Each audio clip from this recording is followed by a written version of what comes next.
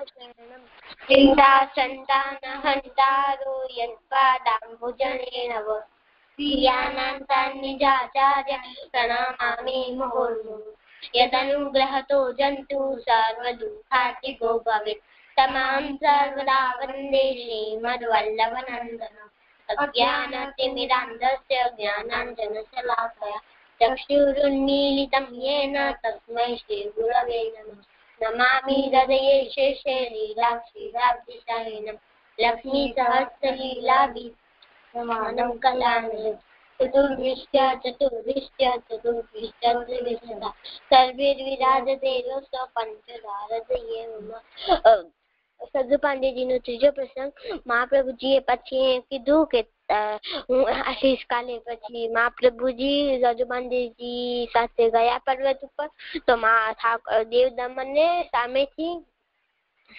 બારે પ્રગટ થયા અને મહાપ્રભુજીએ હાથ મારીતા દેવ દમનને ને ગાલ ઉપર હાથ ફેરાવીને પૂછ્યું કે હવે તમારી શું ઈચ્છા છે તો કીધું દેવ દમને કે મારી સેવા થાય ઈચ્છા છે તો પછી મહાપ્રભુજી ઉપર જ એક નાનું મંદિર બનાવ્યું પર્વત ઉપર અને ગુફામાં રામદાસજી રહેતા હતા એમને આની સેવા આપી મંદિરની પછી એમને સેવા આપી અને સદુ પાંડેજીને કીધું કે આમાં મંદિરમાં જે સામગ્રી જોઈએ ને તો સદુ પાંડેજીને એની સેવા આપી અને કુંભનદાસજીને કુંભનદાસ મહાપ્રભુજીને બ્રહ્મ સંબંધ લીધો તો એમને કીર્તનની સેવા આપી મહાપ્રભુજીએ દીધી આમાંથી શીખ મળે છે કે આપણે ગુરુ અને ઠાકોરજી અને ગુરુની વાત માનવી જોઈએ અને આમાંથી શબ્દ છે દેવ દમન દમન એટલે કુચલવું અને ઠાકોરજીએ ઘણા દેવનો ગમન કુચલ્યું છે જેમ કે એટલે દેવ દમન નામ લાગે છે જેમ કે ઇન્દ્રદેવ બ્રહ્માજી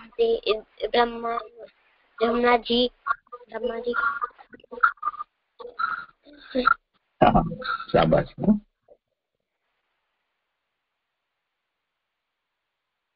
થઈ ગયું ભલે ભલે આગળ કરો હવે જેમનો પારો તારાનો એકો બહુ આવે છે બંસી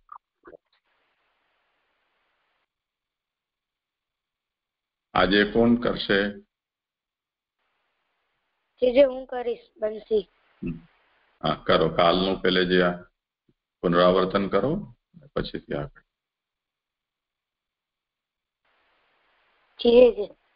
કાલે આપણે જોયું હતું કે कलम में देखा था कि सच्चिदानंद किसे कहते हैं कि सच्चिदानंद का अर्थ हमने कल देखा था तो हम सच्चिदानंद का संधि विच्छेद करें तो सत प्लस चित प्लस आनंद सच्चिदानंद और प्लस हम ऊपर कम भी हम जोड़ सकते हैं तो सत्य यानी सच्चा होता है और चित्त यानी चेतना और आनंद यानी अलौकिक और तो सच्चिदानंद यानी जो सच्चा है और सच्चा चेतना आनंदित उसका मतलब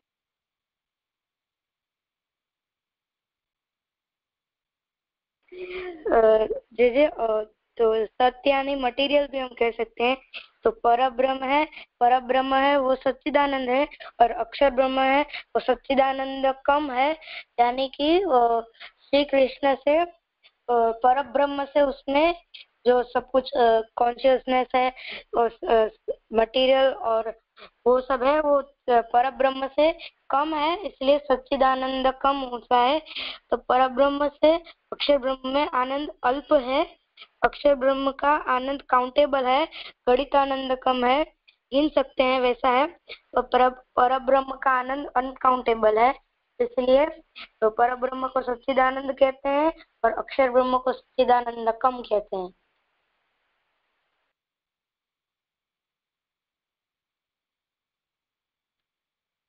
अभी भी सच्चिदानंद को समझाने में थोड़ी लड़खड़ा रही है जुबान।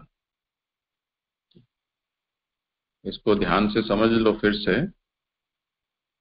और विदाउट हेजिटेशन हम इसको कह सकें, समझ सकें, समझा भी सकें। इस तरह से इसको दिमाग में बैठा लो।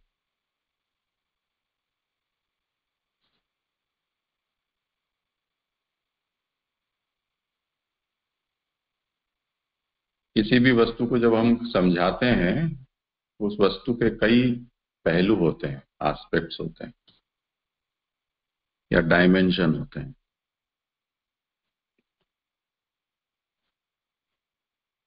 तो हम उसके कौन से एस्पेक्ट को समझा रहे हैं, उसके ऊपर वो डिपेंड करेगा कि हम किन शब्दों का प्रयोग करते हैं या वर्णन किस तरह से किया जा रहा है।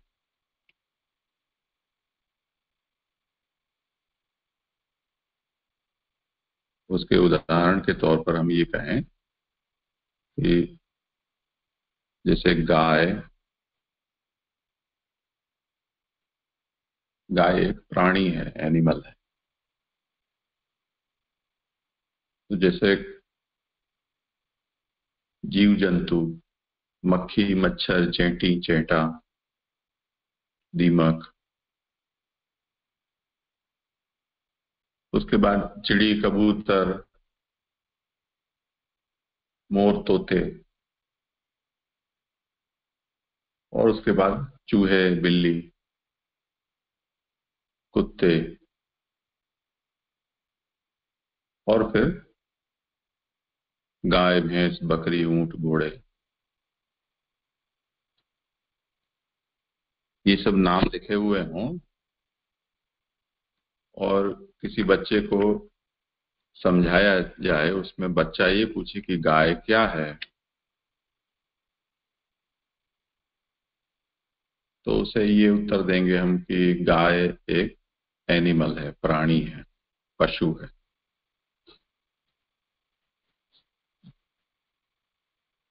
पर जो अभी मैंने लिस्ट बोली, उसमें घर, नदी, पर्वत, प्लैनेट्स, इन शब्दों को भी वहां लिस्ट में डाल दिया जाए, और तब बच्चा ये पूछे कि गाय क्या है, तो तब हमें उसे ये कहना पड़ेगा कि गाय एक जीव है, यानी लिविंग बीइंग है, नॉन लिविंग ऑब्जेक्ट नहीं है, क्योंकि लिस्ट में मिक्स नेचर की लिस्ट है। तो बड़ा क्लासिफिकेशन हमको ऐसे देना पड़ेगा कि इस लिस्ट में कुछ नॉन लिविंग ऑब्जेक्ट्स हैं और कुछ इसमें लिविंग बीइंग्स हैं या एंटिटी है। तो हम गाय का परिचय सबसे पहले बच्चे को ये कहकर कराएंगे कि गाय एक लिविंग बीइंग है। उसके बाद लिविंग बीइंग्स जितने भी हैं उनको हम अलग कर देंगे, और नॉन लिविंग जो ऑब्जेक्ट्स हैं उनको हम अलग कर देंगे। तब बच्चा ये पूछेगा कि चिड़ी और गाय में क्या डिफरेंस है, तो हम ये कहेंगे कि चिड़ी है वो पक्षी कैटेगरी का लिविंग बीइंग है, और गाय है वो पशु कैटेगरी का है। फिर वो पूछेगा कि तब फिर बाघ और गाय में क्या डिफरेंस है, तो हम उसको ये कहेंगे कि बाघ है वो जंगली पशु है, और गाय है वो पालतू पशु है।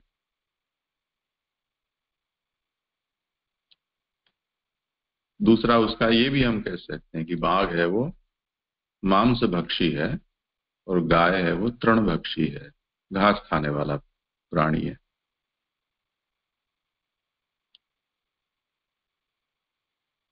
तो एक ही वस्तु को हम कई तरह से समझा सकते हैं। उसको कौन से रेफरेंस से समझा रहे हैं या उसके कौन से एस्पेक्ट को हम समझा रहे हैं, उसके ऊपर ये बात रहती है।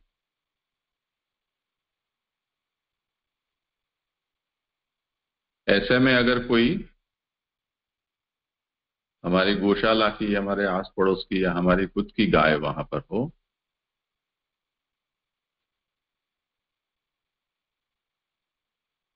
या किसी मंदिर की गाय हो, तब फिर हम गाय का परिचय उसको ऐसे कहेंगे कि देखो गाय माता है, ये ठाकुर जी की प्रिय गाय है।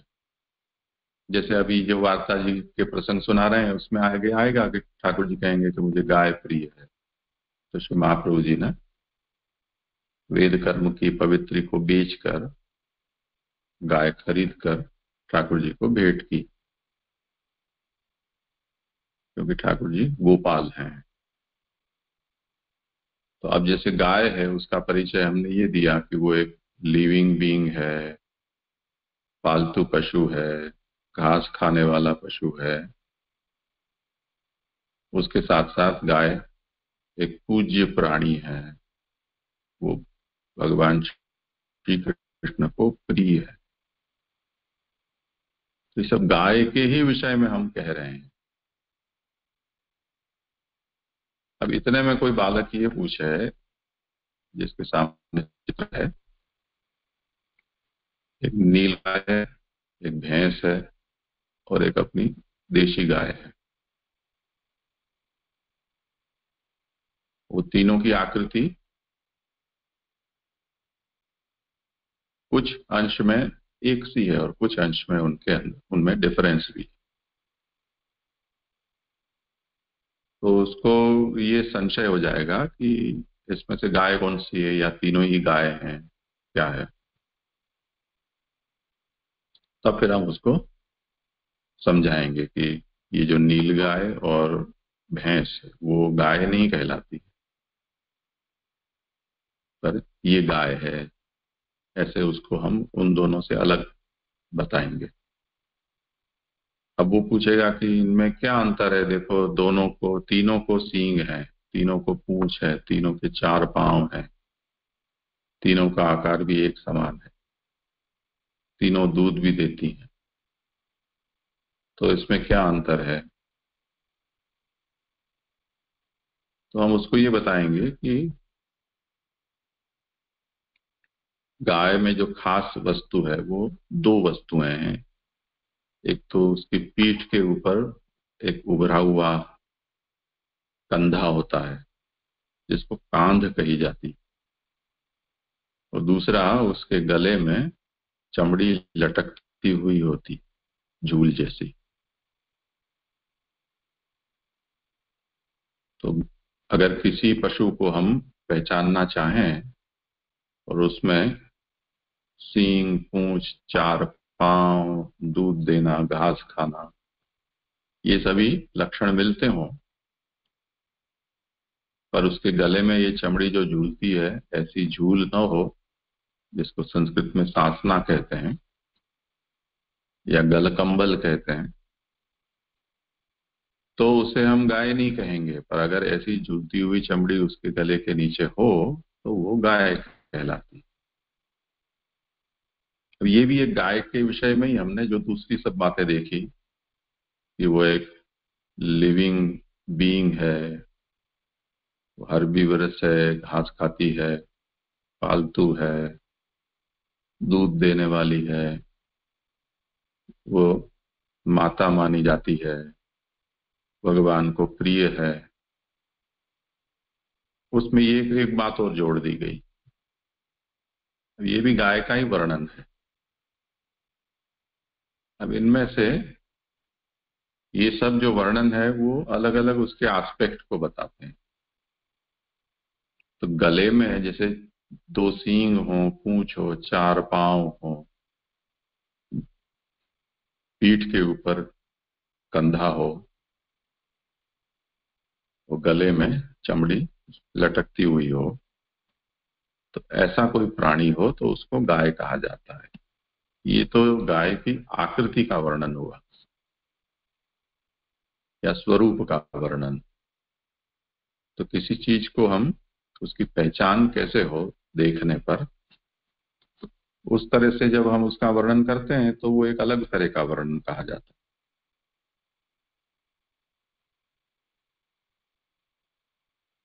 दूसरा, वो क्या काम आती है, इस दृष्टि से उसका वर्णन हो तो हम ये कहेंगे कि वो दूध देने वाला प्राणी है, तो दूध के लिए उस प्राणी का उपयोग है, वो काम आती है।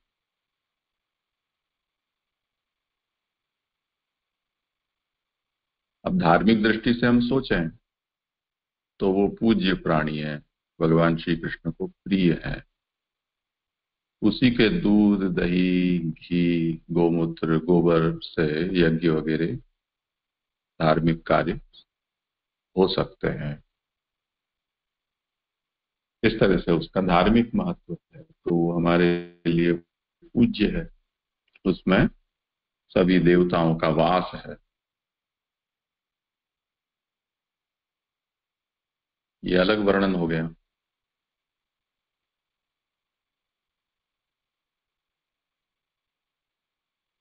अब कोई व्यक्ति ये कहे कि दूध देने वाला प्राणी है, अगर दूध न देती हो तो गाय का क्या उपयोग, मुख्य फल दूध है, बूढ़ी हो जाए और दूध न दे तो हम ये कहेंगे कि दूध से भी ज्यादा कीमती गाय का गोबर और गोमूत्र होते हैं, जिससे खाद बनती है, फर्टिलाइजर। तो वो हमारी खेत में, उपज में उसको डालने पर खेत का जो उत्पादन है वो बहुत ज्यादा होता है। तो ये उसका अवांतर फल हुआ, यानी बाय प्रोडक्ट। तो चीफ प्रोडक्ट उसका दूध है, तो उसका बाय प्रोडक्ट गोमूत्र और गोबर है। तो इस तरह से जो वर्णन है उसको हम कई तरह से कर सकते हैं, उस स्वरूप लक्षण, कार्य लक्षण, फल लक्षण, अवांतर फल लक्षण। इसी तरह से ये जो ब्रह्म का यहाँ प्रकरण चल रहा है उसमें तो ध्यान से देखो कि ये एक लिविंग बीइंग है, ऐसा कहना। अब लिविंग बीइंग की अनगिनत वैरायटी होती हैं, छोटे छोटे जीव जंतु, छोटे बड़े सब पक्षी, पानी में रहने वाले सब जलचर, जमीन पर रहने वाले, जंगल में रहने वाले, गांवों में रहने वाले पालतू, और हम सब मनुष्य भी। तो दो पगे, चौपगे, सभी ये सब लिविंग बीइंग है। तो हम सभी एक कैटेगरी में आते हैं। तो ये हमारा ऐसा समझो कि तत्व है जिसमें उसकी कोई वैरायटी है, उसके बारे में या उसकी पहचान, उसका स्वरूप, वो क्या फंक्शन करते हैं, क्या काम आते हैं, ये कुछ भी इसमें हमने सोचा नहीं है या कहा नहीं।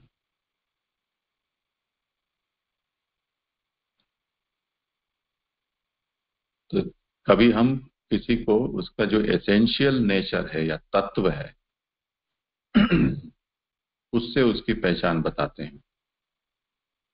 फिर उसमें कोई नाम नहीं आता है, उसका फंक्शन नहीं आता है, उसमें उसका क्या हमें उपयोग है वो नहीं आता है, बस एसेंशियल नेचर क्या है, इतना ही।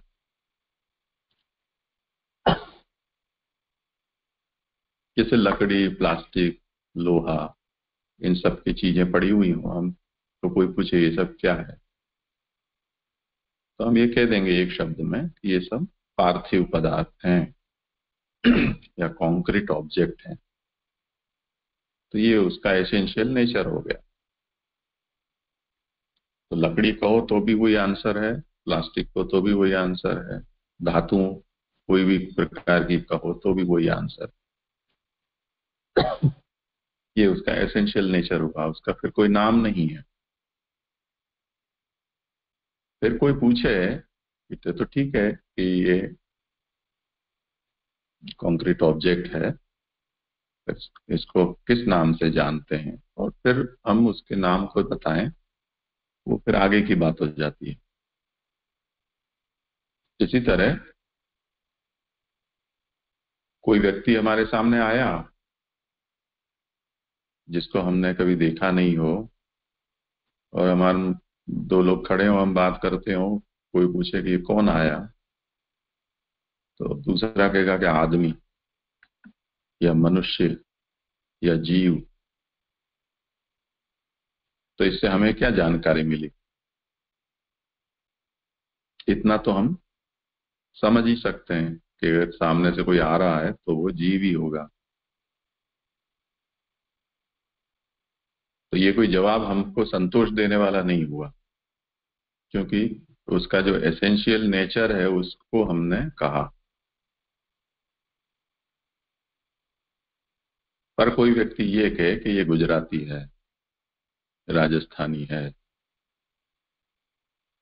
या यूरोपियन है, तो कुछ समझ में आने वाली बात हुई। फिर उसका कुछ नाम गाम, क्या करता है काम, ये सब कोई भी उसका परिचय देता है, तो हमें ज्यादा समझ में आने लगती है वो बात, क्योंकि हमारा दिमाग है वो ज्यादा एब्स्ट्रैक्ट वस्तु है, उसको समझ नहीं सकता है, उसको कुछ कॉन्क्रीट चाहिए। तो अब उसके बारे में ये कहा कि ये देवदत्त है, ये यज्ञदत्त का बेटा है, ब्राह्मण है, अयोध्या का है, अमुक उम्र का है, इस काम के लिए यहाँ आया है। तो अब हमारे सब प्रश्न शांत हो जाते हैं कि अब समझ में आ गया। पर ये जीव है एक, ऐसा कहने से हमें कुछ समझ में नहीं आता है, कोई जानकारी खास मिलती नहीं है। पर एक जीव है ऐसा उसका परिचय देना भी गलत नहीं है, अपूर्ण भी नहीं। सामने वाले की जिज्ञासा क्या है, कौन से एस्पेक्ट को समझना चाहता है, वो जब तक वो कहे नहीं तब तक हम क्या कहें। अगर तुमको और जानना है तो पूछ लो, तो बोलेंगे। अगर नहीं पूछ रहे हो तो ये जीव है, उतना जवाब है वो सफिशिएंट। इसी तरह यहां भी समझना है।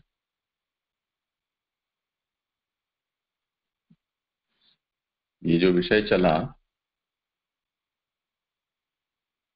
कि सच्चिदानंदकम बृहत परम ब्रह्म तु कृष्णो ही, ये जो ब्रह्म शब्द है वो ऐसा मानो कि जैसे किसी व्यक्ति को हम उसका इंट्रोडक्शन ऐसे कराएं कि ये एक जीव है, या गाय का इंट्रोडक्शन हम ऐसे कराएं कि ये कोई लिविंग बीइंग है।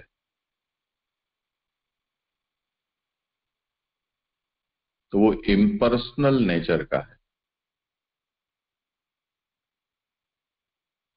बहुत ही प्रिलिमिनरी या ऑब्जेक्टिव इसका ये इंट्रोडक्शन है। तुमने कभी किसी की शपथ विधि देखी हो? नेता लोग शपथ लेते हैं, कई इंस्टीट्यूशन में जो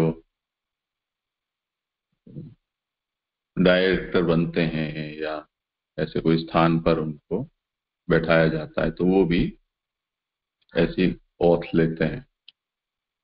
उसमें कोई व्यक्ति है वो ओथ लेवाता है और दूसरा जो आने वाला नया आदमी है वो लेता है।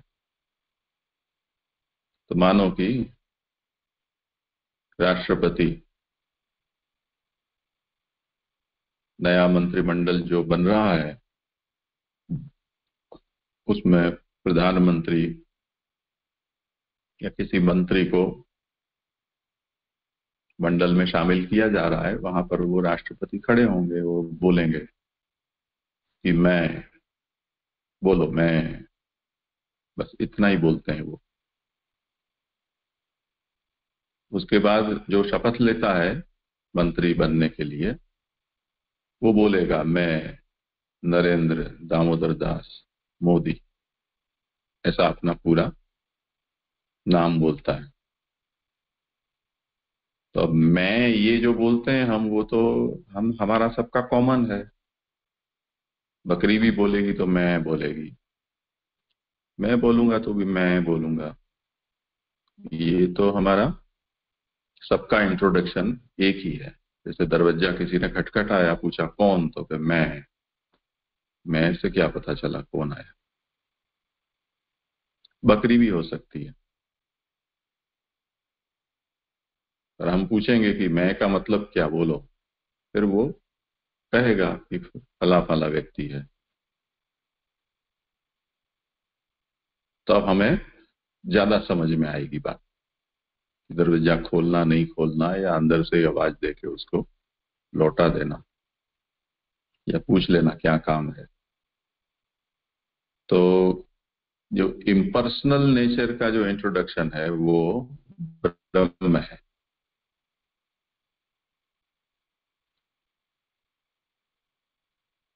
और जो पर्सोनिफिकेशन है जिसका, अब ब्रह्म यानी क्या, वो हमने अभी देखा, बंसी ने भी कहा, सच्चित और आनंद। ब्रह्म क्या है? सबसे पहले तो वो है सत्य।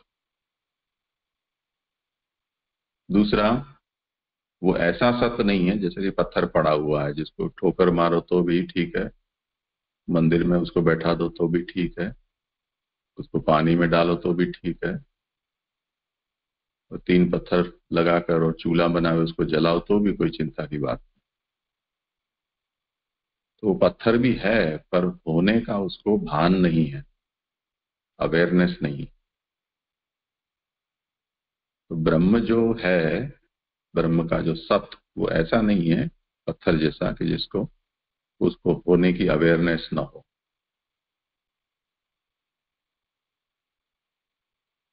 तो वो चित्त भी है, यानी ऐसी सत्ता कि जिसको होने का ज्ञान है, अवेयरनेस है। और तीसरा, वो अवेयरनेस उसकी ऐसी नहीं है, या सत्ता उसकी ऐसी नहीं है कि एक जगह हो दूसरी जगह ना हो। लिमिटलेस उसकी सत्ता है और लिमिटलेस उसकी अवेयरनेस है। इसको आनंद कहा जाता है, या उसको अनंत कहा जाता है। इसी को अलौकिक शक्ति कहा जाता है। तो इसका मतलब क्या निकला कि जो ब्रह्म है वो अनंत सत्ता और अनंत ज्ञान है। ये ब्रह्म का स्वरूप हुआ, जिसका ज्ञान और सत्ता अनंत है, उसको ब्रह्म कहा जाता है। अब इसमें ज्ञान कहने पर सत्ता को अलग से कहने की जरूरत नहीं होती है, क्योंकि जिसको ज्ञान होता है वो तो जो हो उसी को होता है। नहीं होने की वस्तु को तो ज्ञान भी नहीं होता है। तो वैसे देखा जाए तो आनंद का एक बड़ा सर्कल है, उसमें सत्ता है और उस चैतन्य है या ज्ञान है और उसमें सत्ता है। तो जब हम आनंद कहेंगे तो उसमें ज्ञान है, ये बिना कहे कह दिया। इसी तरह ये कॉन्शियसनेस है, ऐसा हम कहें, ये ज्ञान है, अवेयरनेस है, ऐसा हम कहें, तो उसका होना भी उसी में कह दिया हमने।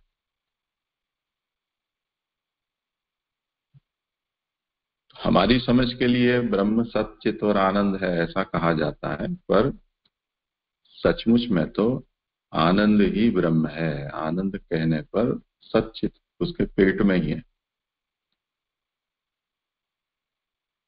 जैसे माँ, किसी स्त्री के पेट में बच्चा हो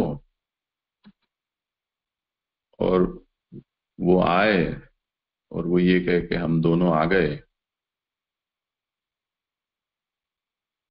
हम देखें तो वो तो एक ही व्यक्ति दिखाई दे रही है, पर उसके भीतर बच्चा है, उसको मिलाकर 2 हो गए। इसी प्रकार आनंद के पेट में ज्ञान ज्ञान जिसमें होता है वो सत्ता। तो अपने आप ही ज्ञान कहने से सत्ता और ज्ञान दोनों बातें आ जाती हैं।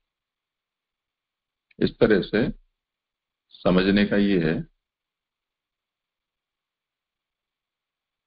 कि जिसका असीम ज्ञान है, असीम सत्ता है, उसको ब्रह्म कहा जाता है। असीम या अनंत, जो भी शब्द तुम लोगों को समझ में आ जाए। सीमा जिसकी न हो वो असीम, या जिसका अंत न हो वो अनंत। तो ये ब्रह्म है। और ब्रह्म जो शब्द है वो सृष्टि में हम जितनी भी जो जो भी चीजें हैं, ऑब्जेक्ट्स हैं, उनमें हाईएस्ट लेवल के ऑब्जेक्ट को हम सोचें तो वो हाईएस्ट ऑब्जेक्ट या हाईएस्ट रियलिटी या हाईएस्ट एलिमेंट या प्राइम कॉज, ऐसा जो कुछ भी शब्द का प्रयोग हम करना चाहें, उसको ब्रह्म के अर्थ में या ब्रह्म शब्द से वेद में कहा जाता है, या आत्मा शब्द से। जैसे कोई ये पूछे कि सर्वोच्च सत्ता, अल्टीमेट रियलिटी कौन है, क्या है, तो वेद उसका उत्तर देता है आत्मा, ब्रह्म, ऐसा उत्तर देता है। अब आत्मा या ब्रह्म ये उत्तर देने पर कोई बात खास समझ में नहीं आती है, तो पूछते हैं कि वो क्या है आत्मा, क्या है ब्रह्म। तो समझाने के लिए कहते हैं कि सच्चित आनंद, यानी जिसका ज्ञान अनंत है, जिसकी सत्ता अनंत है, वो अल्टीमेट रियलिटी है, वो अंतिम सत्ता है, वो परम तत्व है। ऐसा उसका उत्तर देते हैं, समझाते हैं। ये सेकंड लेवल का आंसर है। अब ये बात ऐसी हुई जैसे घंटी बजी और किसी ने पूछा कौन, और उसने कहा मैं। तो जिसकी अनंत सत्ता है, जिसका ज्ञान अनंत है, वो ब्रह्म है, और वो सुप्रीम रियलिटी है, अल्टीमेट रियलिटी है, हाईएस्ट ट्रुथ है। ऐसा कुछ भी अगर हम सुन लें तो भी दिमाग में कोई चित्र खड़ा नहीं होता है, ये क्या बोल गए। तो हम पूछेंगे कि भाई मैं का मतलब क्या, यानी ब्रह्म का मतलब क्या। तो वो बोलेगा मैं नरेंद्र दामोदर दास मोदी। तब हमें कुछ समझ में आएगा। तो हमारी समझ के लिए श्री महाप्रभु हमको समझाते हैं कि परम ब्रह्म तो कृष्णो ही, वो परम जो ब्रह्म है वो तो कृष्ण है। यानी लोग उस वेद में जिसे ब्रह्म कहा है उसको कई दूसरे दूसरे नाम से उसकी पहचान देते हैं। पर श्री महाप्रभु ऐसा हमें समझाते हैं कि जिनकी जैसी समझ हो, पर मेरी समझ के अनुसार अथवा शास्त्र के सिद्धांत के अनुसार जिसे शास्त्र में ब्रह्म कहा गया है या परम ब्रह्म कहा गया है वो श्री कृष्ण है। अब जब श्री कृष्ण है ऐसा कहा परम ब्रह्म, और वहां परम शब्द का आगे उपयोग हुआ है, ब्रह्म के आगे परम ऐसा जोड़ा गया है, तब फिर जिसके आगे परम नहीं हो ऐसा भी कोई ब्रह्म होना चाहिए, क्योंकि जो भी आगे शब्द जोड़ा जाता है वो किसी दूसरे से उसको अलग बताने के लिए कहा जाता है। जैसे लाल गाय, तो लाल गाय का मतलब ये हुआ कि लाल रंग के अलावा भी कोई दूसरे रंग की गायें होती होंगी, तभी तो लाल हम बोलते हैं। तो सफेद, काली, चितकबरी ऐसी भी गायें होनी चाहिए। इसी तरह परम ब्रह्म कृष्ण है, तो जो परम नहीं है ऐसा दूसरा ब्रह्म फिर क्या है? तो उसके लिए कहते हैं कि सच्चिदानंदकम बृहत। वो जो परम बिना का जो ब्रह्म है, जिसको बृहत कहा जाता है, वो तो सच्चिदानंद जिसमें कम है ऐसा है। वो जो हमने कल विस्तार से समझाया था सूर्य और उसके प्रकाश के उदाहरण से।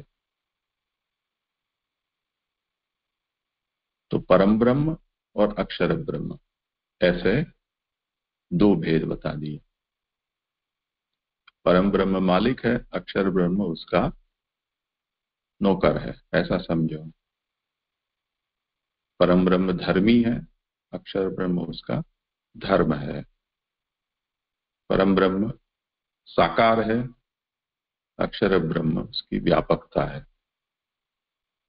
जैसे सूर्य के किरणें व्यापक होती हैं, सूर्य गोलाकार में हम देख सकते हैं। तो इस तरह से सच्चिदानंदकम बृहत और परम ब्रह्म तो कृष्ण ही। आया बंसी समझ में? ये बड़ा गंभीर विषय है, बार बार सोचने, बोलने, सुनने के बाद ये स्थिर होता है। जी जी भक्ति मुझे इसमें से ऐसा समझ में आया कि जो सच्चिदानंद। अच्छा, भक्ति वही है। प्रणाम जय। मुझे इसमें से ये समझ में आया कि जो ब्रह्म यानी हमें ऐसा समझना चाहिए कि ये इंट्रोडक्शन है, इम्पर्सनल नेचर है। तो जिसका मतलब कि ब्रह्म है तो हम उसके आगे कुछ लगाते हैं। जैसे आपने अब एक एग्जांपल दिया गाय का कि जो हमें क्लियर नहीं है उसको कि मतलब कि दूसरा भी वो हो सकता है। तो मतलब ब्रह्म के आगे परम लगाया क्योंकि ब्रह्म कोई और भी हो सकता है। तो ब्रह्म एक पर ब्रह्म है और दूसरा अक्षर ब्रह्म है। तो जो पर ब्रह्म है वो मालिक है और अक्षर ब्रह्म है वो उनका सेवक है, ऐसे समझना चाहिए। तो जो सच्चिदानंद है वो पर ब्रह्म है, पर जो अक्षर ब्रह्म है वो सच्चिदानंद कम है क्योंकि अक्षर ब्रह्म है उसमें जो सच्चिदानंद मतलब कि जो आनंद जो पूरा पर ब्रह्म में है उससे अक्षर पर ब्रह्म के कंपैरिजन में अक्षर ब्रह्म में वो कम है। और जो ब्रह्म है वो अनंत सत्ता और ज्ञान है। वस्तुतः आनंद ही ब्रह्म है। असीम ज्ञान है, असीम जिसमें असीम ज्ञान है, असीम सत्ता है, उसे ब्रह्म कहा जाता है। ब्रह्म जो शब्द है वो सृष्टि में जो भी चीजें हैं उसमें हाईएस्ट के ऑब्जेक्ट या प्राइम कॉज वो ब्रह्म या आत्मा शब्द से वेद में कहा जाता है।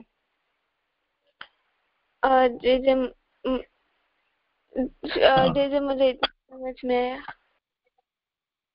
ठीक है, सान्वी, अर्पण।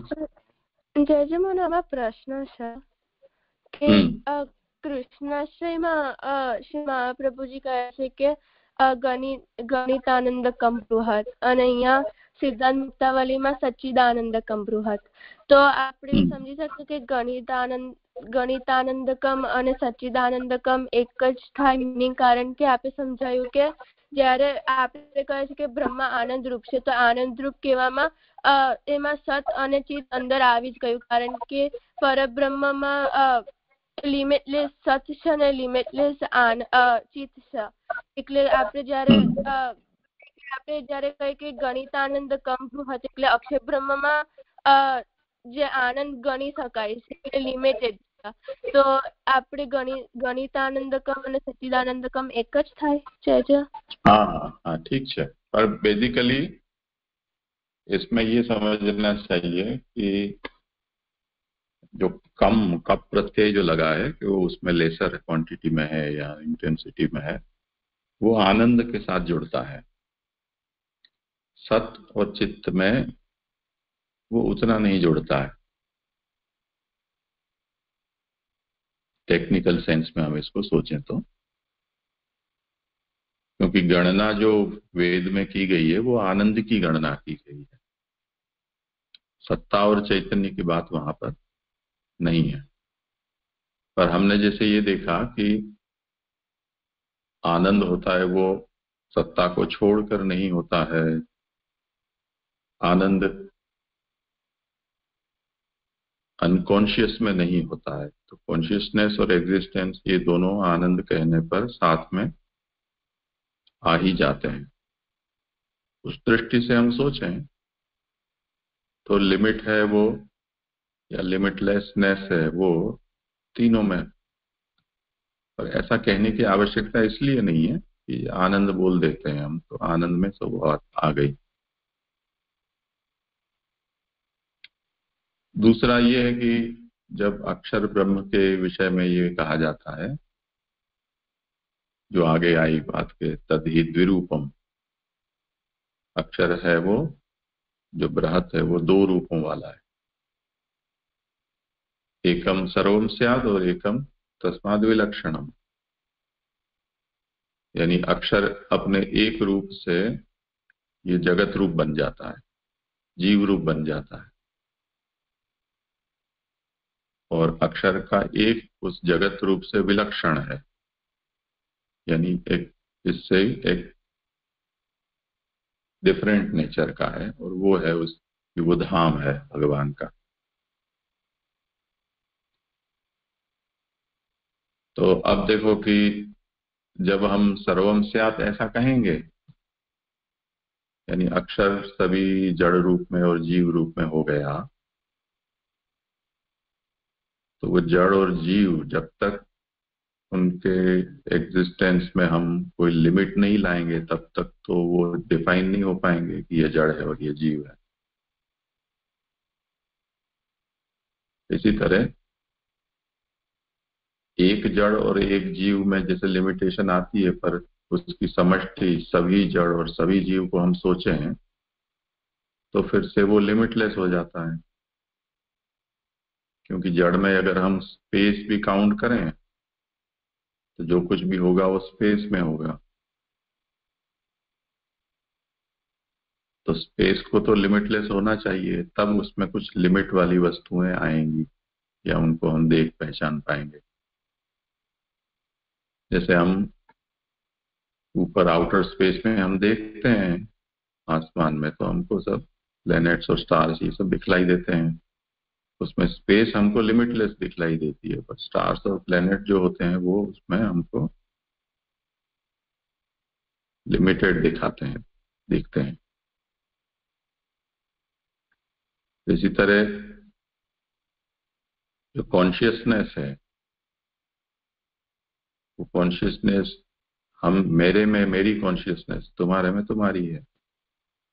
इसीलिए जो जीवन मरण है वो व्यक्ति के होते हैं. अगर कॉन्शियसनेस सबकी एक ही हो तो एक के मरने से सब मर जाते हैं, एक के जीने से सब जी जाते हैं. ऐसा क्यों नहीं होता है?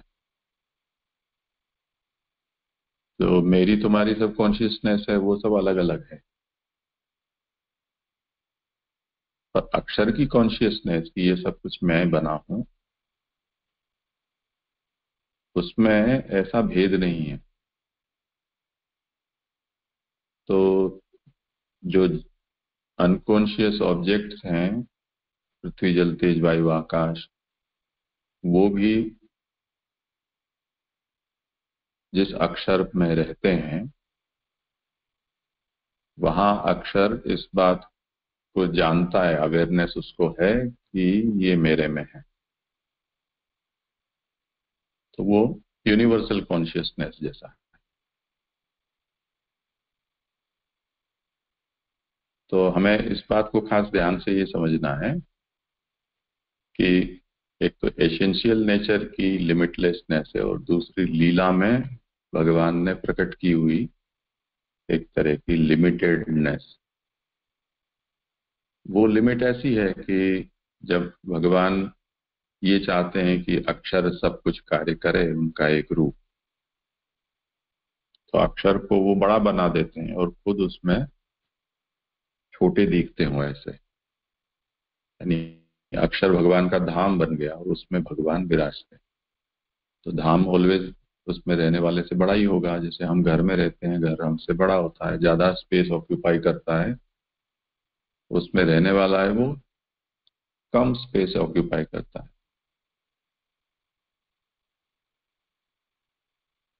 तो भगवान का और अक्षर का संबंध ऐसा बड़ा विलक्षण है जिसको विरुद्ध धर्माश्रय कहा जाता है, क्योंकि ब्रह्म स्वयं विरुद्ध धर्माश्रय है, तो वो बड़ा होते हुए छोटा भी दिख सकता है और छोटा होते हुए भी बड़ा भी दिख सकता है। और दूसरी तरफ से देखें तो जो अक्षर है वो ब्रह्म की व्यापकता है, परब्रह्म की व्यापक होना, वो उसका ऐसा समझो कि वो एक कैरेक्टर है। तो कैरेक्टर तो एक टर्म में रहता है, पर्सन में रहता है, उसका गुणधर्म है, वो क्वालिटी है। तो क्वालिटी तो क्वालिफाइड जो हो उसमें रहने वाली वस्तु है। उस दृष्टि से हम सोचेंगे तो परब्रह्म है वो धर्मी कहलाएगा, जिसमें वो क्वालिटी है। और व्यापकता अक्षर ब्रह्म वो उसकी क्वालिटी हो जाएगी, तो वो उससे छोटा हो जाएगा। तो इस तरह से अक्षर ब्रह्म और परब्रह्म इन दोनों में बड़ा विलक्षण नेचर का रिलेशनशिप है। उसको हम लौकिक उदाहरण से ऐसे समझ सकते हैं कि जैसे हम हमारा पांव, ये मेरा पांव है ऐसा हम कहेंगे, तो वो एक हम अपने ऑर्गन को आइडेंटिफाई कर रहे हैं। तो हमारे पूरे शरीर में एक ऑर्गन हमारा पांव है। उस हिसाब से हम सोचेंगे तो ऑर्गन है वो इतना इम्पोर्टेंट नहीं हुआ, क्योंकि दूसरे ऐसा समझो कि 11 और ऑर्गन्स हैं हमारे। पर जब हम खड़े होते हैं तब हम अपने पांव के सपोर्ट पर खड़े रहते हैं, बिना पांव के खड़े नहीं रह सकते। तो कोई ये पूछेगा कि तुम किस पर खड़े हो, तो हम कहेंगे हमारे पांव पर खड़े, वो हमारा आधार बन गया। तो वो ऑर्गन कहेंगे तो छोटा होगा और खड़े रहने पर जब आधार कहेंगे तो हमको बड़ा लगेगा। इस तरह से ये जो अक्षर है वो भी भगवान का चरण है, भगवान के लिए वो आधार देता है, सपोर्ट देता है, रहने के लिए जगह देता है, बन जाता है। और भगवान कुछ करना चाहते हैं तो वो नौकर की तरह काम भी कर लेता है। सृष्टि बनानी है, सृष्टि बन जाओ, जड़ बन जाओ, चेतन बन जाओ, काल कर्म स्वभाव प्रकृति पुरुष बन जाओ, तो अक्षर वो सब बन जाता है। तो उस एस्पेक्ट से अक्षर है वो हमें व्यापक सा लगता है, और भगवान का धाम है ऐसा हम कहेंगे तो वो ऐसा लगता है कि कुछ लिमिटेडनेस उसमें आ गई। तो ऐसा कुछ इसका विलक्षण संबंध है। अब क्योंकि दोनों कैरेक्टर कॉन्ट्राडिक्टरी उसमें हैं, इसलिए हमारे जो माइंड है या हमारी जो सेंसेस है वो जिस वस्तु को जिस तरह से सोचती है, हमने अनुभव किया है, उसमें ये कॉन्ट्राडिक्टरी नेचर है वो हम इतना जल्दी नहीं समझ पाते हैं, उसमें थोड़ा दिमाग लगाना पड़ता है। पर जो दूसरे एग्जाम्पल्स हैं कि जिसमें हमको ऐसा कॉन्ट्राडिक्टरी नेचर हम एक्सपीरियंस करते हैं, उनको हम सोचेंगे तो ऐसा हो सकता है, इतना हम समझ पाएंगे। अक्षर को तो समझ पाएंगे कि नहीं वो दूर की बात है।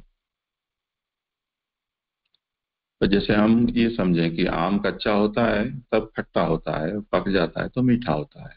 तो आम खट्टा है या मीठा है, इसका आंसर हम ऑल ऑफ सडन कोई पूछे तो हम नहीं कह पाएंगे। हमको टाइम रेफरेंस या उसकी जो कंडीशन है उसके हिसाब से कहना होगा। और अगर सड़ ही जाए तो कुछ और ही टेस्ट आने लग जाएगा। और जब बहुत ज्यादा कच्चा हो, जिसमें अभी उसकी गुठली अंदर की होती है, बीज, वो भी अभी ढंग से हुआ नहीं है, तब फिर वो खट्टा भी नहीं लगता है, वो तूरा सा लगता है। तो अब एक ही वस्तु, उसका क्या टेस्ट है ऐसा हम कहें, तो फिर हमको आंसर को मॉडिफाई करना पड़ेगा। क्या ऐसा अगर तुम पूछना चाहते हो तो इसका ये टेस्ट है। महीने दिन उगने के बाद हो गए हैं तो ऐसा होगा, हरा रंग होगा तो वैसा टेस्ट होगा, पीला रंग होगा तो वैसा होगा। और अगर उसमें सड़न हो गई है तब फिर उसका टेस्ट पता नहीं क्या होगा, मैंने तो चखा नहीं। तो वो यथो वाचो निवर्तन्ते, ऐसा अवर्णनीय हो जाएगा। तो ब्रह्म भी ऐसा ही है। अब हम पूछेंगे ब्रह्म ऐसा क्यों है, तो अब आम भी ऐसा हो सकता है, तो ब्रह्म के होने में समस्या क्या है? तो इस तरह से हम उसको जो कॉन्ट्राडिक्टरी नेचर है उसको दूसरे एग्जाम्पल से समझ सकते हैं। मनुष्य में भी ऐसा होता है, कभी हंसता है, कभी गंभीर हो जाता है, कभी रोता है, कभी गुस्सा हो जाता है, कभी उदास हो जाता है। तो लोगों को एक दूसरे को समझने में बड़ी समस्या होती है। अभी तो ऐसे थे, अब ऐसे हो गए। अब क्योंकि अक्षर ब्रह्म ही ऐसा था, है विरुद्ध धर्माश्रय, तो हम सब उसी के रूप, कोई ना कोई रूप है, तो हमारे अंदर भी ऐसी कॉन्ट्राडिक्टरी नेचर हमारा भी हो तो उसमें आश्चर्य क्या है। तो इसमें खास ये बात मैं समझाना चाहता हूँ कि वो अणोरणीयान महतो महीयान, ऐसे शास्त्र उसको विरुद्ध धर्माश्रय समझाता है। तो ब्रह्म में ऐसी एक क्वालिटी है कि हम जिसको कॉन्ट्राडिक्टरी नेचर कहते हैं वो उस एक में रह सकते हैं। और ये उसकी बहुत ही खूबसूरत उसका पहलू है। लीला के लिए प्रभु ऐसा करते हैं, उसी में आनंद है। जिसमें ऐसी वैरायटी हो वो हमें मजा देता है। एक समान सा हो उसमें क्या मजा आती है। ठीक है, चलो ये विषय अभी थोड़ा और चलेगा, अभी इतना यहाँ रखते हैं, आज समय हुआ ज्यादा।